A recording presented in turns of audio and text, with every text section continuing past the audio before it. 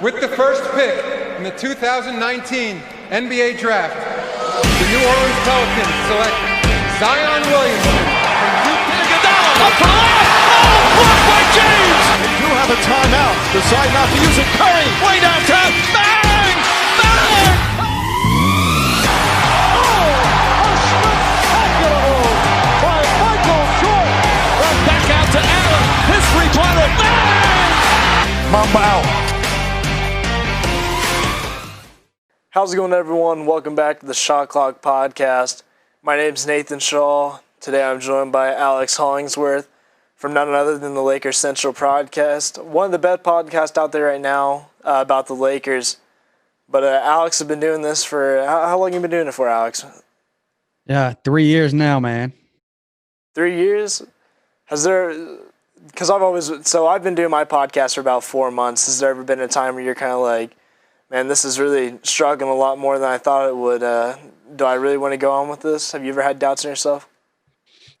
Not really doubts, but it's harder than I think people think. They think you can just grab a mic and talk, but it's not that simple. Not if you want to be good at it.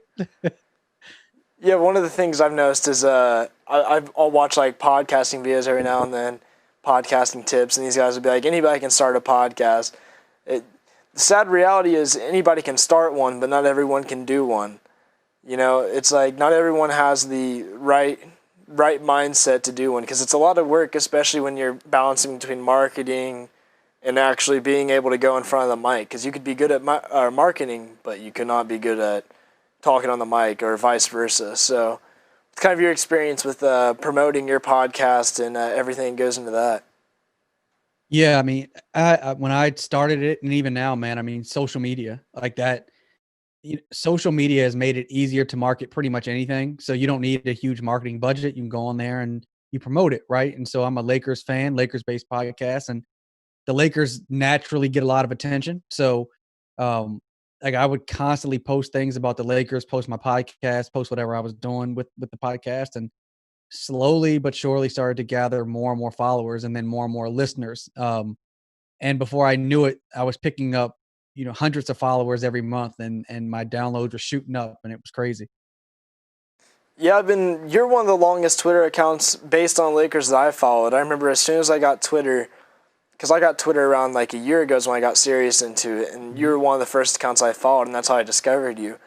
But I feel like one thing I want to ask is, how did you become a Lakers fan? Because you're from the East Coast out in Maryland, so Yep. not very common when you're in that area to be a Lakers fan. So how originally did you start? Yeah, man. So I'm a big Shaq fan. And so like I was a big Shaq fan when he was at LSU. And when Shaq got drafted, went to Orlando, I was actually a fan. And so like my very first NBA jersey was a Shaq champion Orlando jersey, and my younger brother had a Penny Hardaway jersey. And then when Shaq went to LA, I went with him, and they happened to trade for Kobe's draft rights that same summer.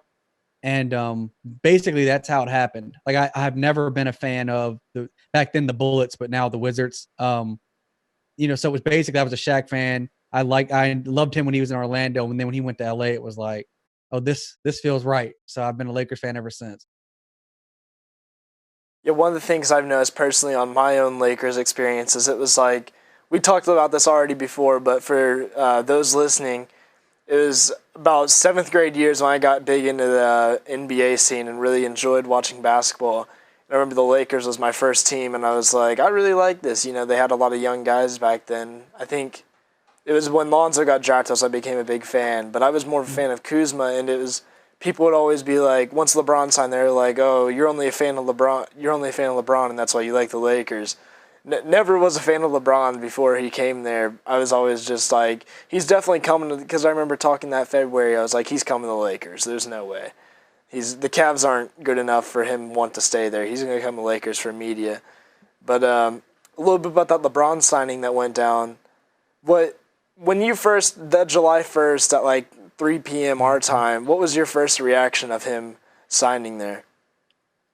I was at a friend's cookout, man, and I know there were rumors LeBron was flirting with the Lakers, and maybe they had talked, and I was sitting at the dining room table, And one of the girls there, she said LeBron signed with the Lakers, and I was like, no, he didn't. And she was like, yeah, he did. And then we turned to ESPN, and sure enough, it's like on the screen, the Clutch press release, and I lost it. So like before then, I was never a LeBron fan. Always respected his game. He's one of the greatest players of all time, but I wasn't a LeBron fan. But I wasn't one of those people that was like hating on him just for the sake of hating on him. So like at that moment, I went and like hugged one of my friends, and I was like losing it. Like I kept screaming, "We're back, we're back!" Like we had been bad for like damn near a decade, and I lost it, man. And it's been crazy ever since. Yeah, I remember the signing. I was at a Logic concert and up in Indianapolis, and I remember hearing. I go on Twitter and I check through. I'm scrolling, and I kept refreshing because I was like, "This gotta be the day one of these free agents sign." Because who else they have in that? Oh man, I can't remember who else they have. Oh, in that summer. Yeah, that summer, and I remember the free agent class was pretty good.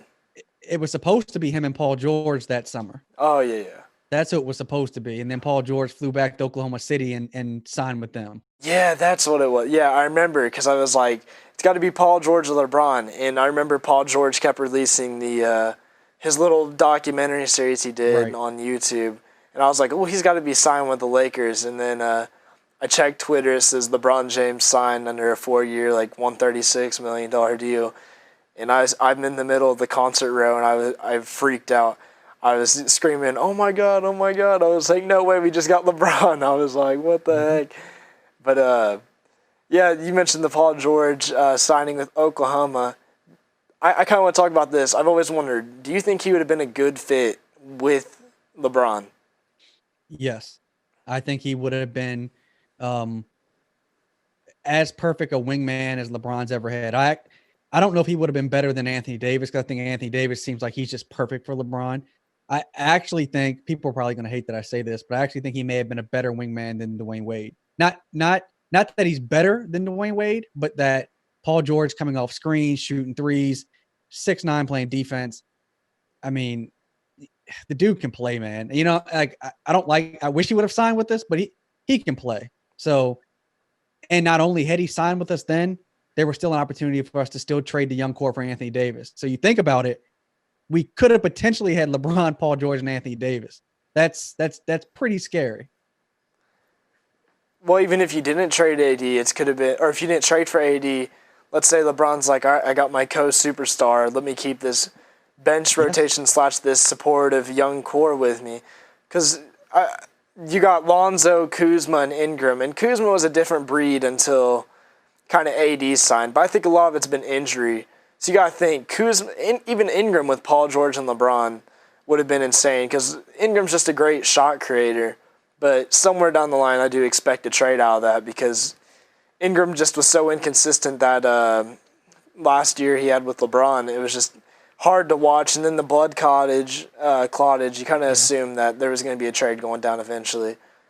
But so we bring up the AD trade. With that trade that went down, that's another one of those LeBron things once he signed. It's like you kind of expect it coming, but there's also a lot of anticipation whether or not he's going to end up landing there or not. So AD signing, how was your reaction to that? Where were you at that time? I was at brunch with my wife and our brother and sister-in-law at this club in DC, and it popped. I wasn't even paying attention. I was like eating brunch, and my wife was like, look, because they had all these massive TVs up. And I looked up and I'm like, I can't believe they pulled this off. Like I thought they could. Like once the Pelicans brought in David Griffin, it was like, okay, I know he was going to go into this with like fresh eyes and not have some of the baggage that the other people had. But my thing was, please just don't send him to Boston. Like, don't send him to Boston, right? And so my wife is pointing at the screen, and I'm like, oh my God. So I stand up, I start like fist pumping like we had just won the damn championship. I'm sorry, I'm not supposed to curse. Just won the championship. And my sister-in-law is like, is he that good? And I'm like, yes, he's that good. Like, he's top 5 that good. And with LeBron, these dudes can make it to the finals, like, and win the finals. So I was just blown away that they got that deal done, man. Yeah, what's crazy to me about it is it's like not even the craziest thing that happened that summer. You had Zion getting drafted to New Orleans. Like, they went from all the way projected at like the 9th pick to getting the 1st pick. you got the Lakers even getting the 4th pick, and then Kawhi and the PG sneak trade to the Clippers.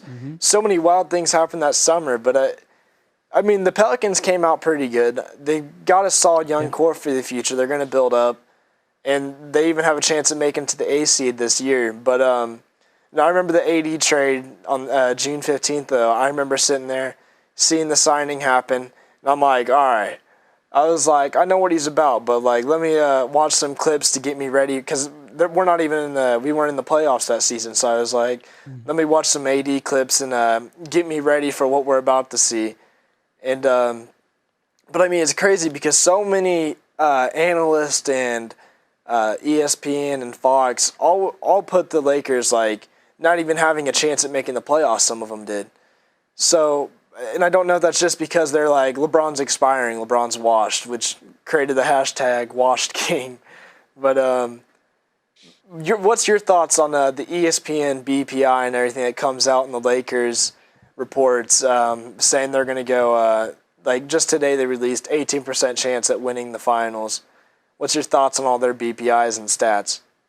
So what's funny is, man, I've got like a bunch of videos on YouTube pointing out how wrong these guys are. And those videos are like my most watched videos when I point that stuff out, because the truth is it's not really about being authentic.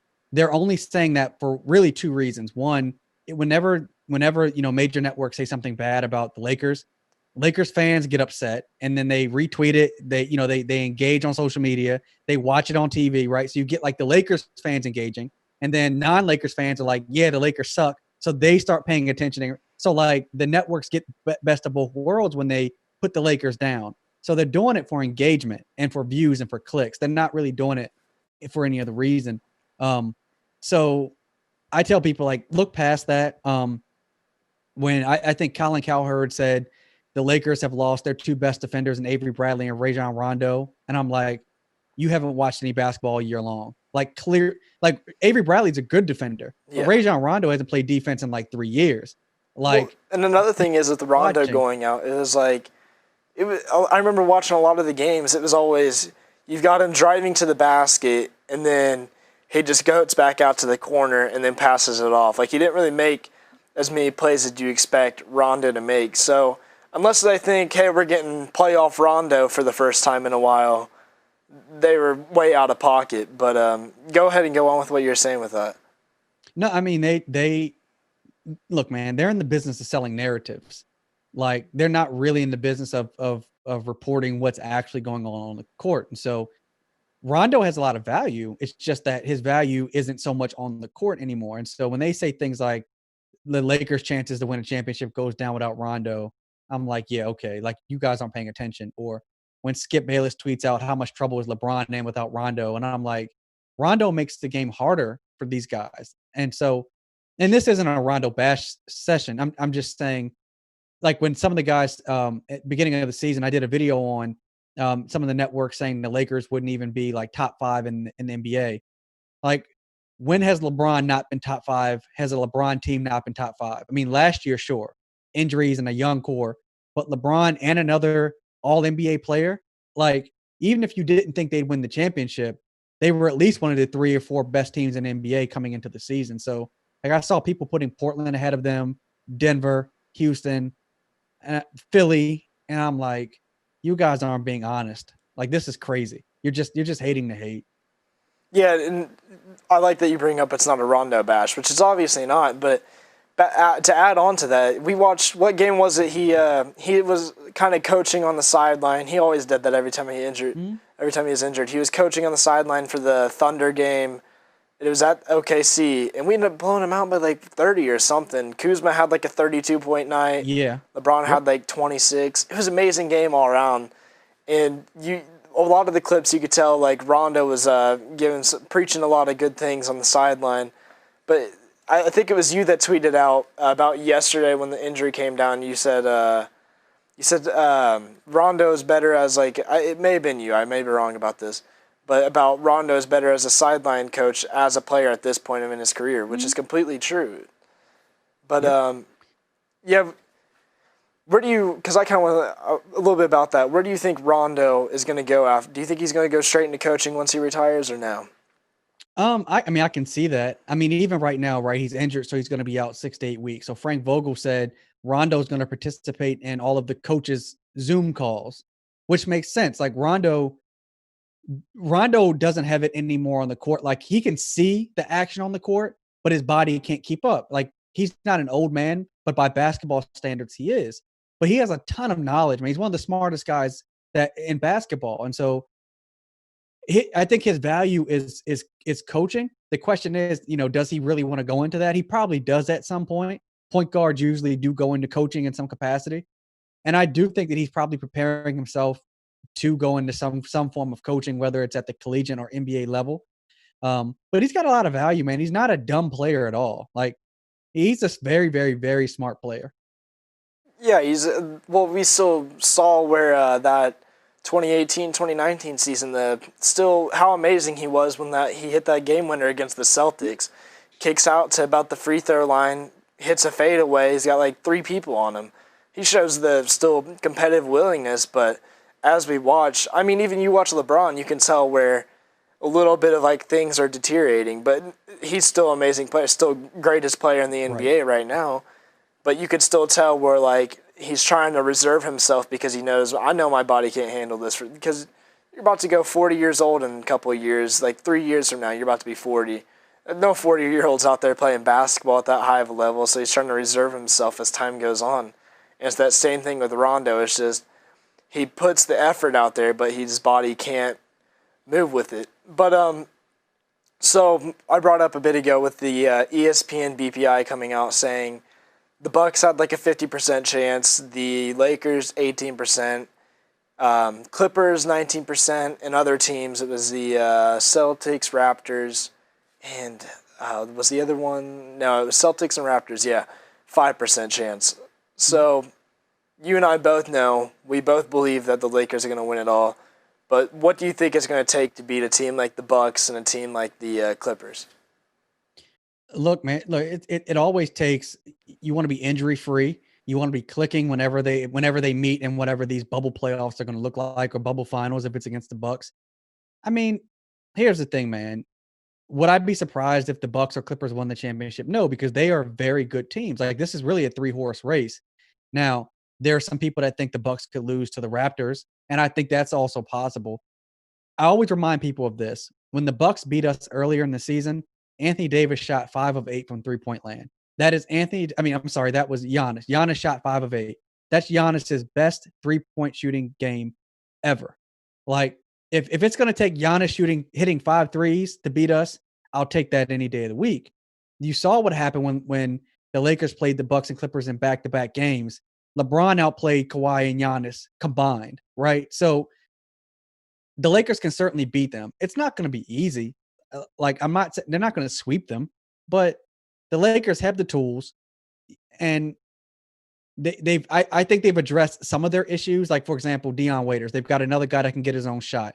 We haven't seen him play since his time in Miami, which was almost a year ago, but I think he does add something to the team. J.R. Smith, he comes off ball screens. He can shoot threes. He spaces the floor. Those are things that Rondo and Avery Bradley couldn't do. They couldn't create their own shot, and they didn't come off of screens and space the floor. So the Lakers have a different dynamic now. But as long as you've got LeBron and Anthony Davis and they're healthy, I'll take them against anybody. Yeah, LeBron and AD are an amazing duo. And what you mentioned is LeBron kind of being able to hold them and captivate them on defense between Kawhi and Giannis. And Giannis shot like 2 for 9 against LeBron. LeBron was like 5 for 11 against Giannis. So obviously the statistics prove that LeBron was better in that game against Giannis. And we even watched, I think one of my favorite moments of the season, I retweeted this the other day, was the LeBron and Giannis matchup where LeBron took him one-on-one to the basket against where it was at the Lakers home game right before the season ended. And I remember seeing all the crowd get up on their feet in that game, everybody whistling, hollering for it. It was just like, the excitement felt like, oh yeah, the playoffs are on their way. It kind of reminded me of one of those Kobe moments in his final game where he dropped 60 points in there and was fading away, hitting nice threes against the Jazz, and hit those game-winning free throws at the end, about like 40 seconds left or so. So it kind of had that like momentum to it, where it kind of felt like the Lakers are about to go on a roll here, and they went on that roll against the Clippers, beating about 7 that game. And one of the things I've noticed is the doubt is like, it's always the Clippers are the best team in LA. Kawhi is the king of LA. It's like you can't just give this guy a new nickname because you don't like LeBron. But I think to beat the Bucks, in my own opinion, and beat the Clippers, was Avery Bradley was kind of that key guy, which it's going to take a big toll on us because we saw Avery Bradley was amazing against the Clippers that game. The Bucks wasn't as astounding of a game, but he still played great. But against the Clippers, he had like 19, I believe, and was doing everything from the three-point land. He was showing that team like, all right, the Lake Show's here. Like, this is time for us to win. Mm-hmm. But I love that you brought up J.R. Smith before that.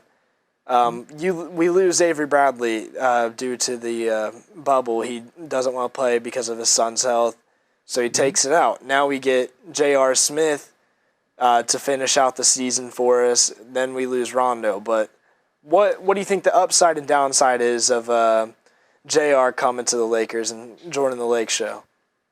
So there's no downside. Let me say this, man. The Lakers have done a great job this season with taking players that the rest of the league laughed at, and they've been great. Dwight Howard, nobody else won it. He's been great this year. They went and they brought in Dion Waiters. Nobody won it. We haven't seen him yet, but I think he'll be fine. Like, you look at JR, and I know there's that meme going around from when he, screwed up the finals, 3 or 4 years ago. JR does not want his career to end with a meme, right? Like, who would want their career to end that way? So I think JR is going to be motivated. I don't think the Lakers would have brought him in if he wasn't.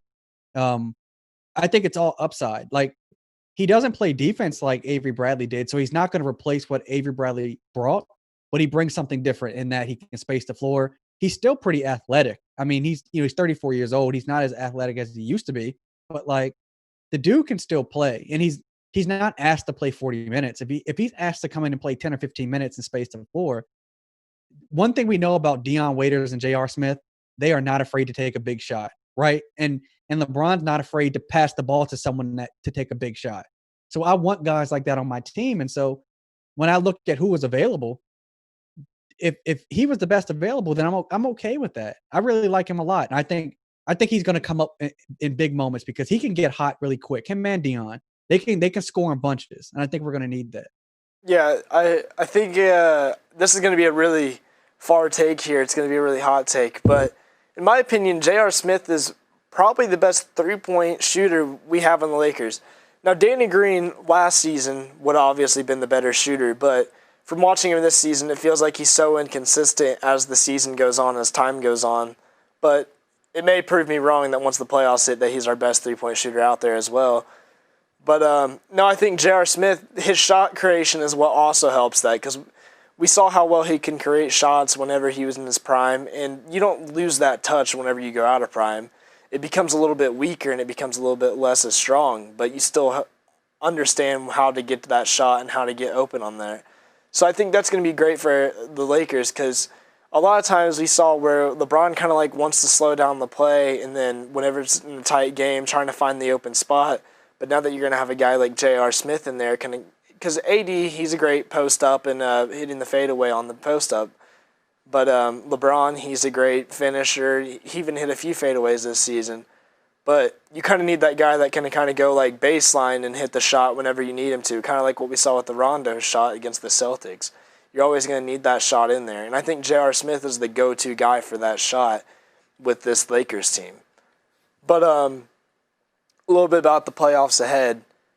We got a seed like the possible Trailblazers making it in there. You've got possible the Pelicans and Zion coming in there.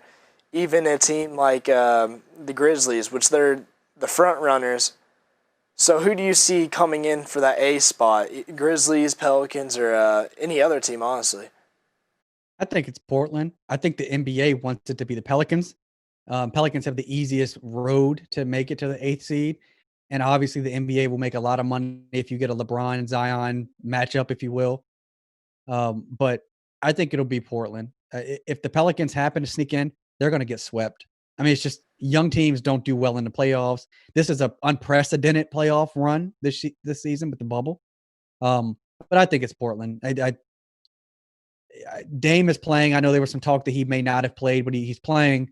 I think Portland gets in.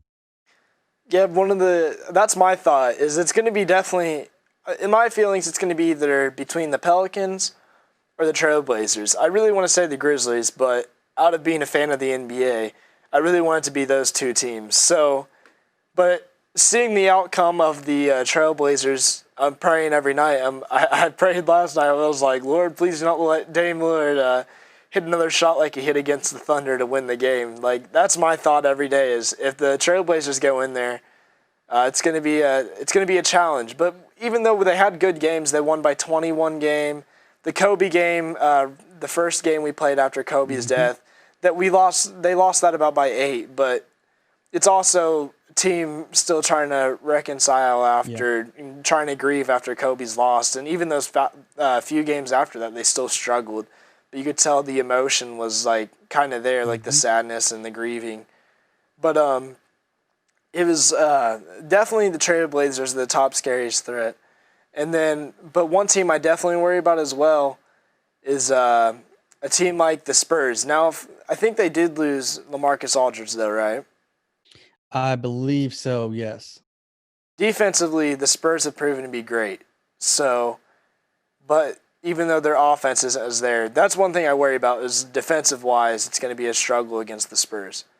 But heading farther into the playoffs, where do you see the Lakers struggling? Like, against a team like the Rockets, how do you see the Lakers performing? Yeah, I mean, the last time we saw the Rockets, like, they had basically gotten rid of every center on their team and was running PJ Tucker at the 5. So the first time we played them when they did that, that was a shock because we had never seen it, but now we've seen it. I think the Rockets can get hot because they've got James Harden and Russell Westbrook, and they just shoot a bunch of threes, but they could be a problem. I think Denver could be a problem. I'd say probably Denver, outside of the Clippers, obviously, but I think like Denver or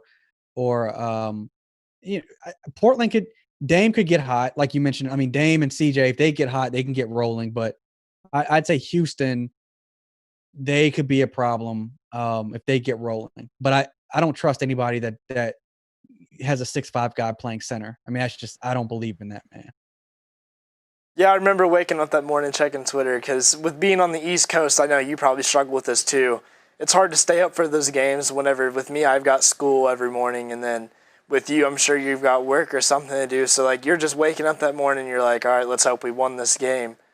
And I remember checking that first morning they played once they got rid of Clint, and it was like, oh, wow, we just lost against the Rockets, and that was kind of wild. But they're probably gonna. It's like the 27 missed threes game. It's gonna be a 3-point reliable team. Mm-hmm. But real quick, we have a very short time here. So heading into the bubble, we've already heard a lot of snitches. Heard stories about the snitching going on.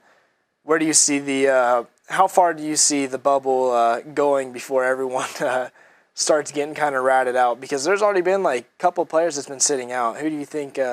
Or what do you think is going to be stronger on protocols? How do you think things are going to go down? I mean, look, the coronavirus is nothing to play with, man. So the NBA has to crack down on players if they're, sneaking outside or sneaking people in. They set that hotline up for that specific reason. And I think that, I can't recall which player, but a player already kind of accidentally stepped outside of it to get fast food or something. The last thing the NBA wants is there to be like a breakout within the bubble, because that would be terrible, not just for the players, but other personnel, family, other Disney workers. And so they have to take it seriously. And if you're not going to take it seriously, then you have no business being in Disney World. So I would imagine that if anybody, tries to quote unquote break the rules, someone's going to snitch. And that's okay. Like this is a life or death thing, and you don't need someone getting sick and then getting everybody else sick. You don't need that. Yeah. So we're about to call it quits here and end it here, but I really appreciate you for coming on. It's nice to be able to talk some Lakers and kind of go off interviewing for a bit. So thank you for coming on, man. Yeah, you're welcome. But yeah, if you guys want to check out Lakers Central, you check it out on Apple Podcasts, Spotify, on Instagram, Lakers Central 365, even on Twitter. They're a great page, great podcast. Be sure to check them out. And we'll see you guys next time on the Shot Clock with a great episode ahead. See you guys.